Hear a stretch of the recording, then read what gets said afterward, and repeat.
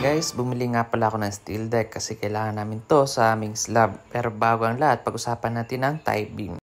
Ang tie beam ay isang beam na nagkokonekta sa dalawang column. Pwede itong nasa baba or near foundation o nasa taas below the slab. Para itong belt ng structure na nabubuklod sa mga column para hindi gumalaw o bumuka. Kung ang column ang paa ng bahay, ang tie beam naman ang seat belt na naglalatag sa stability. Bakit ito importante sa bahay? Una, para hindi gumalaw ang column. Ang tie beam ang nagkokontrol ng movement ng column. Kapag walang tie beam, may chance na maghihiwalay-walay o mag-shift ang column lalo na kapag may lateral force tulad ng hangin, lindol, at pagbaba ng lupa. Kapag may second floor slab ka, ang tie beam ang nagsisilbing load distributor. Sa halip na concentrated ang bigat sa isang column, tumutulong ang tie beam para may spread ang load. Common mistake ng mga nagpapatayo ng bahay. Pwede bang tanggalin ang beam para mas high ceiling? Hindi laging pwede. Ang tie beam ay part ng structural design, may purpose kung bakit nandyan yan. Kapag inalis mo ang tie beam para lang gumanda ang interior, may kapalit yan. Weaker structure at mas mataas na risk ng cracks sa slab at wall. Konting tips lang. Sundin ang structural plan. Huwag magbawas ng bakal. Huwag mag-adjust ng